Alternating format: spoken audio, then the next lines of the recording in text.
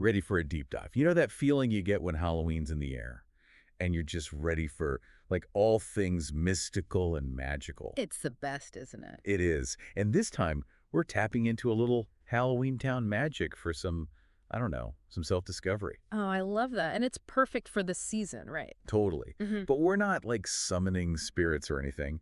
We're using a 3-card tarot spread, inspired by the movie. Yeah, and I think what's cool about this is it's not really about fortune telling. It's more like using the cards and their symbolism as prompts. Exactly. Like, how do we uncover some of that hidden potential? Kind of like how Marnie discovers her magical abilities. Exactly. And pop culture can actually be surprisingly insightful. Like there are these archetypes and stories that really resonate with us. Oh, totally. Yeah. And in this spread, we're not just using, like, a traditional deck interpretation. We've got 3 unique decks in the mix. Right. Which I love. It just gives us so many different layers to play with. Yes. And to make it even, I don't know, even richer, we've woven in some astrological associations. Oh, yes. Because why not? Exactly. But don't worry, you don't have to be like a tarot master or an astrology whiz to follow along. Promise. Okay, so card number 1. This one's all about uncovering your hidden magic, Ooh, I like that. right? Because we all have those hidden talents, those strengths that maybe we haven't fully realized yet, right? Totally. And it always reminds me of that scene in Halloweentown when Marnie finds out she's a witch, and she's like, wait, there's this whole other side to me. Yeah, like that aha moment. And sometimes those talents are right there, but we're so used to focusing on what we think we should be good at that we don't see them. It's so true. So this card is about asking, what is that unique gift within you that is, like, ready to be unleashed? I love that. Okay, so let's explore the first deck interpretation for hidden magic. And this one is, well, it's interesting. Get a good cry on. Okay. Get a good cry on. Doesn't sound very magical on the surface, does it? You wouldn't think so, right? Right. But think about it. How many times have you felt so much better after a good cry? Oh, all the time. Right. There's a release there. Totally. And Marnie, she goes through all the emotions in Halloweentown, right, as she's figuring herself out. Oh, for sure. This card is hinting at your ability to feel deeply, to empathize, to allow yourself to be vulnerable. Yeah, And honestly, that's a superpower. it really is. That's huge. So maybe instead of, like, shying away from our emotions, we should, like, lean into them. 100%. Yeah. This card is like a little reminder that emotional intelligence, that's a valuable asset. Yes. Understanding and navigating your own emotions and other people's emotions. So important. So important. Okay, I'm into it. All right, so for our second deck interpretation, we have got the 8 of Wands, Okay. which is connected to Sagittarius. Yes. So break this one down for us. What's this card got to say about our hidden magic? Okay, so the 8 of Wands, Yeah. it's like you've got this surge of energy, like inspiration has struck, and you're ready to move. Like you're ready to just go for it. I love that. It's about action. Yes. And it's about taking that passion that you have and actually turning it into something. Oh, I love that. Like, think about Marnie when she first starts practicing magic. She doesn't hesitate. She just goes for it. She wants to learn. She wants to experiment. So let's do this thing. Exactly. So if you're listening and you're someone who, thrives on action, loves to make things happen, Yeah. this card might be suggesting that, like, that's where your hidden magic lies. That ability to, like, manifest your dreams. Totally. It's about harnessing that energy, that fire, Yeah. and using it. Okay, love it. All right, let's uncover that final interpretation for this hidden magic card. Okay.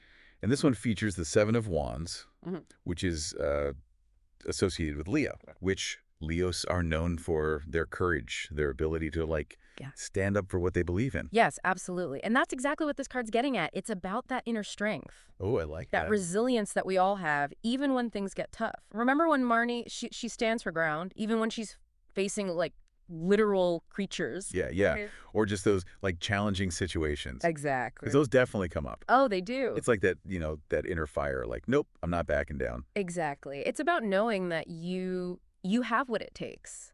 Like you have the power to overcome challenges and stand up for yourself, even when it's hard. Oh, absolutely. Okay, I'm loving these interpretations. They're really making me think. Right. But let's move on to our second card in this Halloweentown spread. Okay. And this one's all about facing your fears. Ooh. Which, honestly, Yeah. facing my fears is not always my favorite activity. Right. How about you? I mean, it's not always fun, but it's like how we grow. right? It's true. It's like, remember in Halloweentown, the Cromwell family? They have to face all those, like, creepy, spooky situations. They do. So this card isn't about, like, dwelling on the negative. It's more about, like, what fears or obstacles might be, holding me back Yeah. from my full potential. I like that because it's like we have to, like, confront those shadows Yes. to really, like, step into the light. 100%.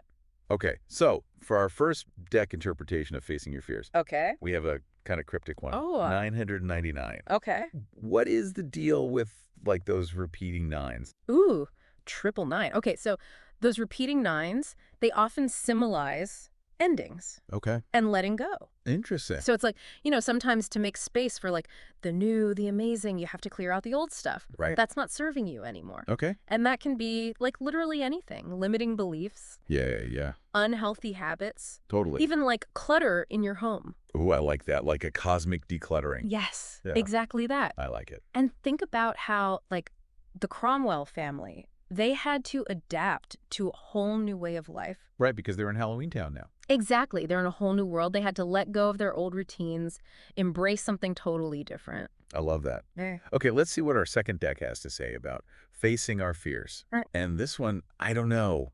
It feels a little paradoxical. The Fool. The Fool. Right, because the Fool, like, we usually think of that as, like, new beginnings, optimism, taking risks. Yeah. How does that, like, play into facing our fears? So it's all about like perspective. Right. Because the Fool, especially when it's linked to like Uranus and Aquarius. Okay. It's this energy of like embrace the unknown, even if it means like feeling a little bit foolish or unprepared. Right. Think about like Marnie when she first gets to Halloweentown.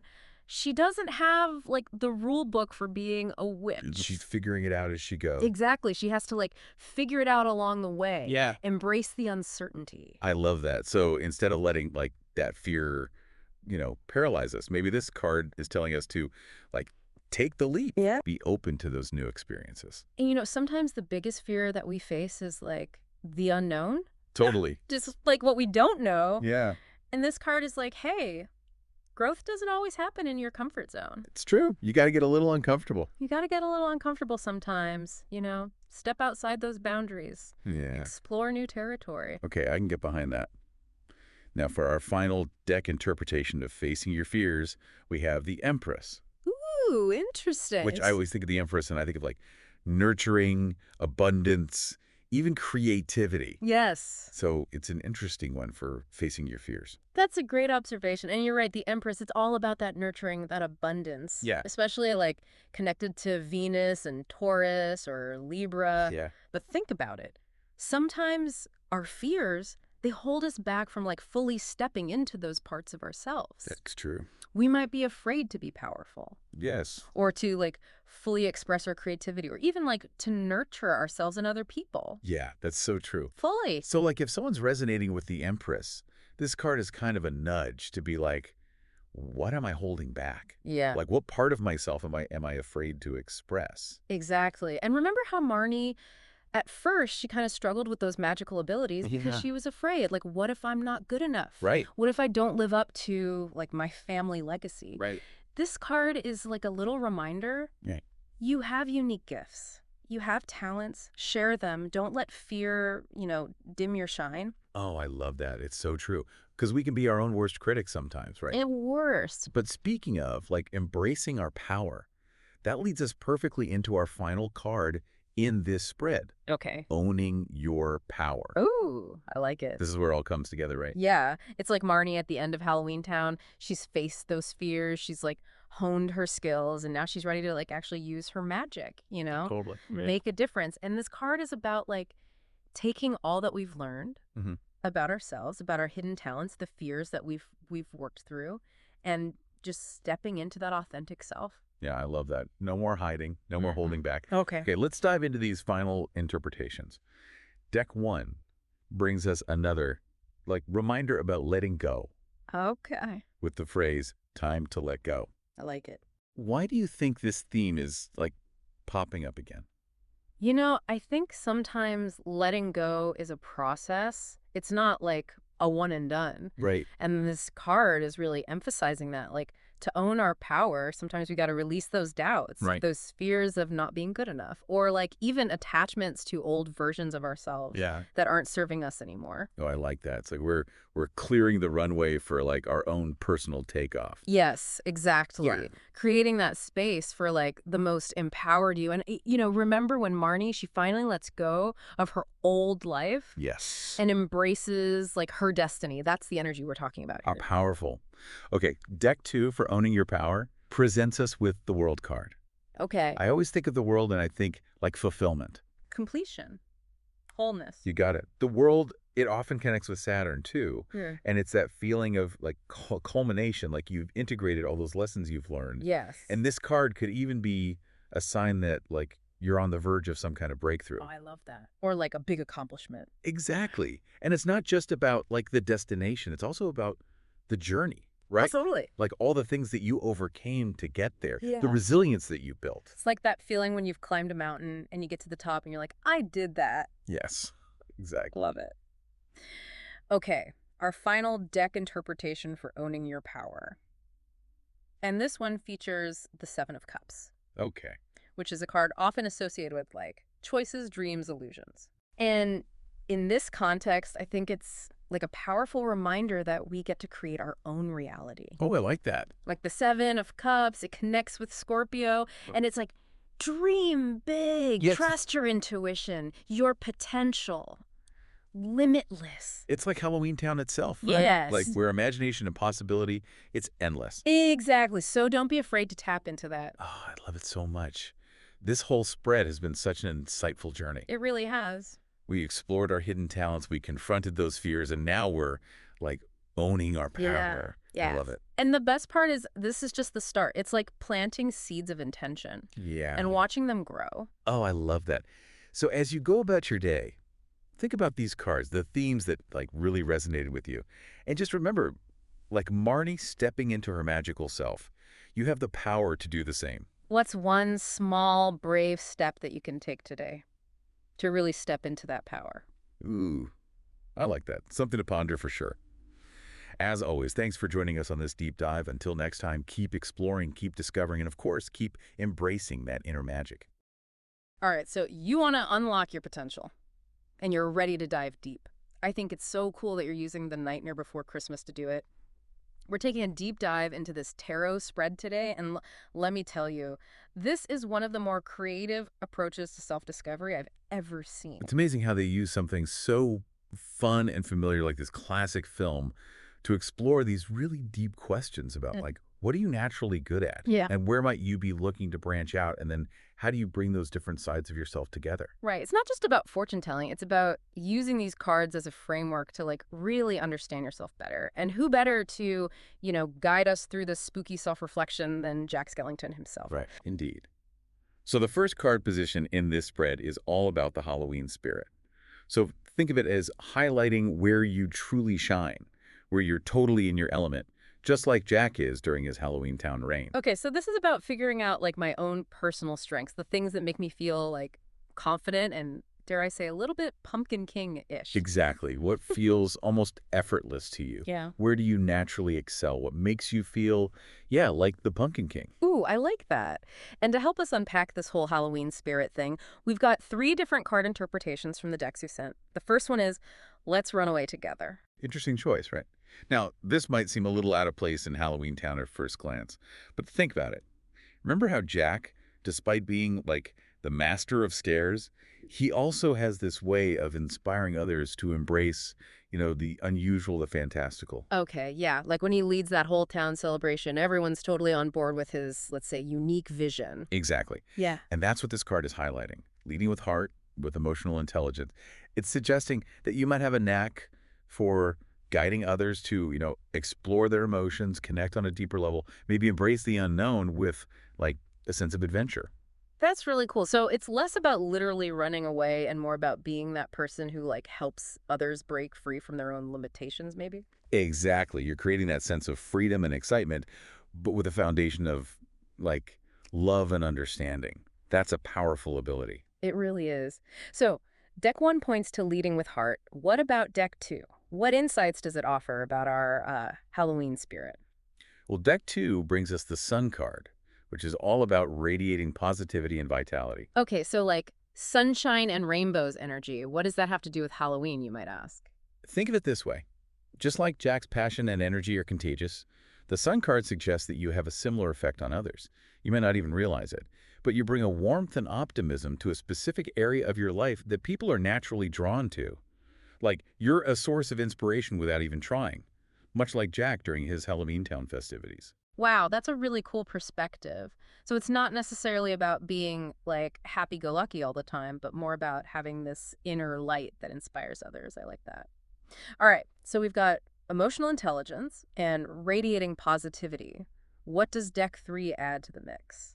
Deck 3 offers a slightly different flavor with the Ace of Cups. This card is deeply connected to emotional depth, nurturing, and compassion. Think of it like this.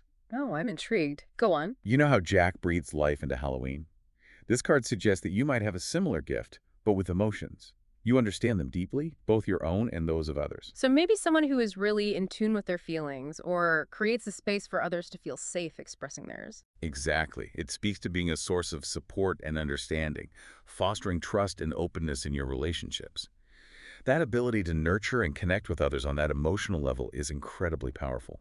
Wow, three very different interpretations, but all pointing toward this idea of recognizing and owning our unique strengths. Whether it's through emotional intelligence, radiating positivity, or nurturing those around us, this first part of the spread really encourages us to step into that confident pumpkin king energy, doesn't it? It really does. It's about recognizing and embracing those qualities that make you uniquely you. But just like Jack, we can't stay in our comfort zones forever. So true. Which brings us to the second card position in this spread, which is all about curiosity and exploration. This is where we step outside the familiar and venture into the unknown, just like Jack when he stumbles upon Christmastown. For those unfamiliar with the film, Christmastown is this whimsical land that completely contrasts with Halloweentown, representing a whole new world of possibilities for Jack to explore. Okay, I love that analogy.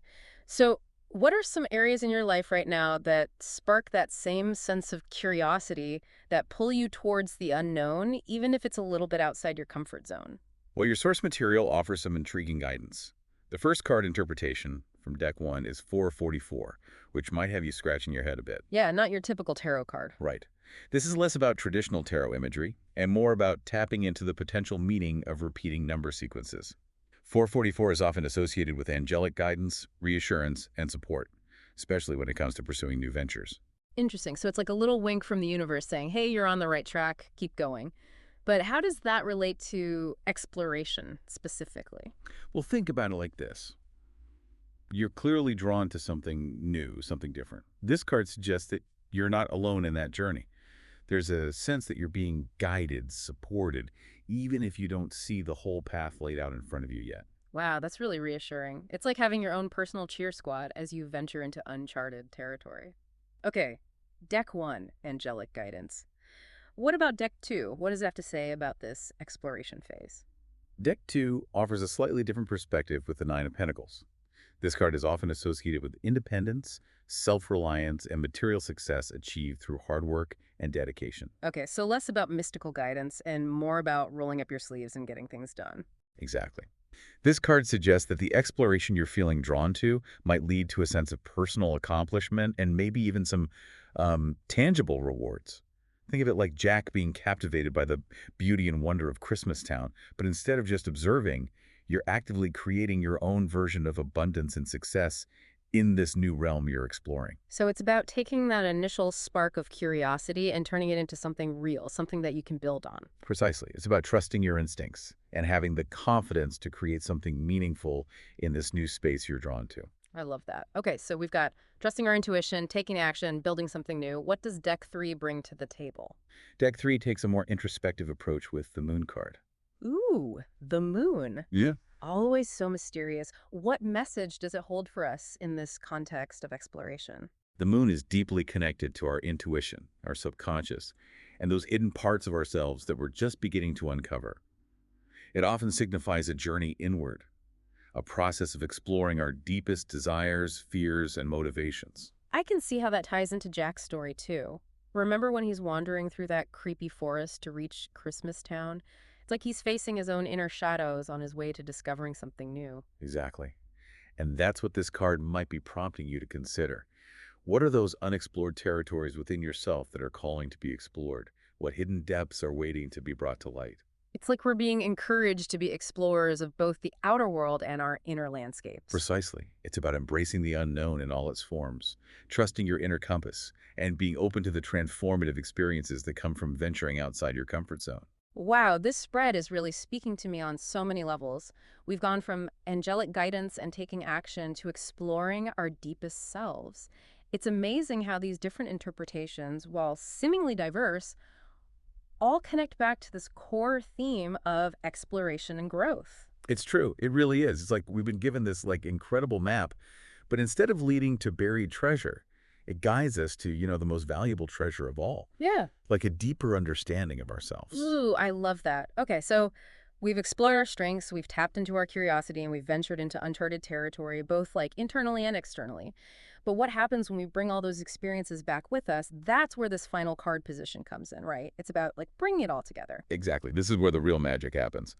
So the source material frames this section around Jack Skellington's attempt to merge Halloween with Christmas after his trip to Christmastown. Like, he's so inspired by what he's discovered that he wants to blend it with what he already knows, but of course it doesn't exactly go according to plan, right? Yeah. It's like trying to combine candy corn and gingerbread cookies. Both delicious on their own, but maybe not a match made in heaven. That's a great analogy. Yeah, it highlights the challenge of integrating these seemingly different parts of ourselves.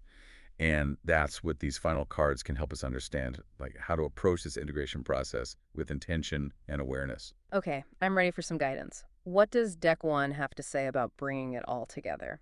Deck 1 offers a really powerful message with the card, I see the real you.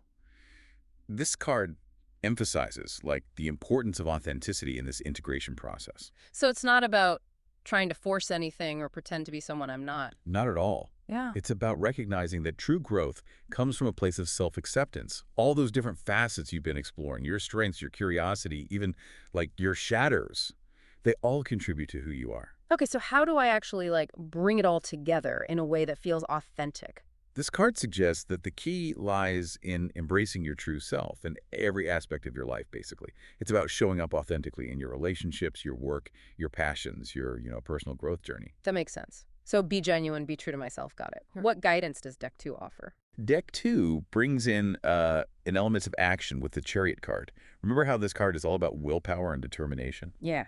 We've got our map and compass. Now we need to actually steer the ship, right? Exactly. This card suggests that integrating different parts of ourselves isn't always easy.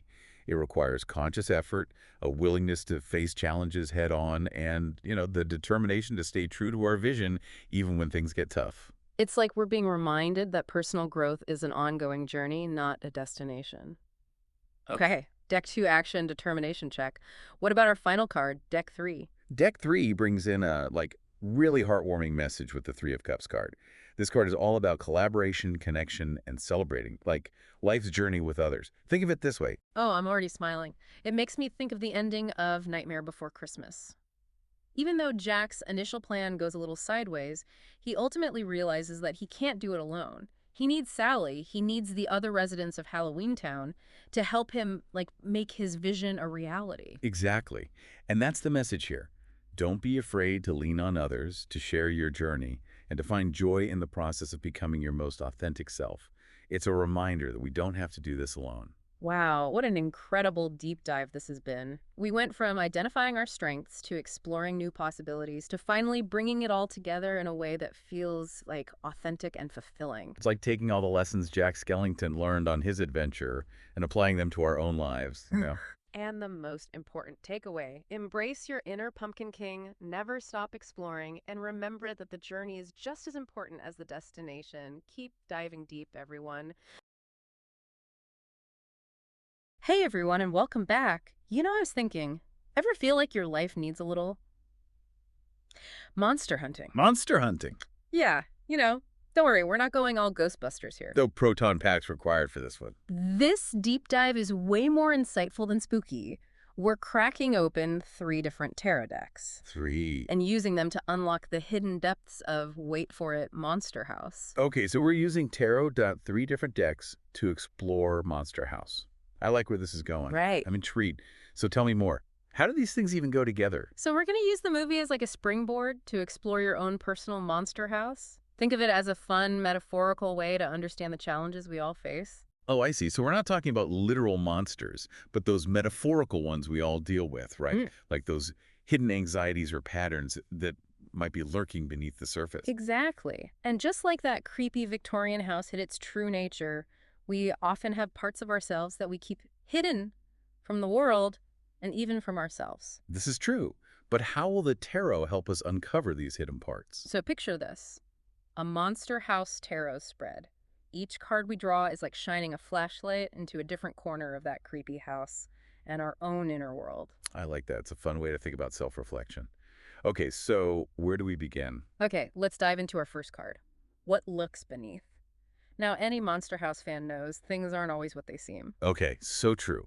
So much of the movie plays on that fear of the unknown, that anything could be hiding behind those walls. Exactly. So what kind of personal monsters could this card be hinting at? Give me an example. Well, imagine you draw the friends card, right?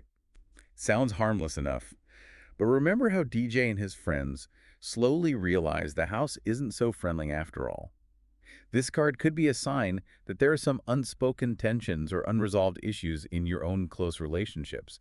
Maybe you're holding back on expressing your true feelings, or perhaps there's an imbalance of power you've been avoiding. Wow, already making me think. Okay, so friends might actually be a red flag. That's wild. Exactly. It's a reminder to take a closer look at those dynamics and make sure everyone's needs are being met. Just like in Monster House, ignoring the problem won't make it go away. All right, let's shuffle those metaphorical cards and see what the next deck reveals about what lurks beneath. What you got? This time we have the Hierophant. Now picture old man Nevercracker for a second. He's stuck in his ways, clinging to the past right. The Hierophant can represent those societal expectations and traditions that we sometimes blindly follow without question. So, like those shoulds and shouldn'ts we carry around based on what others expect of us. Exactly. This card invites us to examine those beliefs. Are they truly serving us, or are they holding us back from our full potential? Maybe it's time to challenge the status quo, just like those brave kids who dared to stand up to the monster on the block. Ooh, I'm sensing a theme here. Facing your fears head on. What about our last deck? What hidden monster might it unearth? This one's a doozy. The Tower. Now, this card is often associated with sudden upheaval and unexpected change, those moments that shake us to our core. Remember when the house finally reveals its true form, all monstrous and terrifying? Talk about a wake-up call. Right.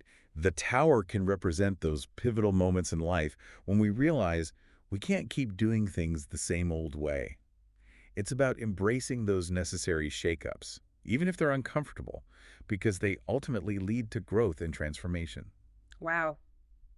3 very different cards, but all pointing towards the importance of acknowledging those hidden aspects of ourselves.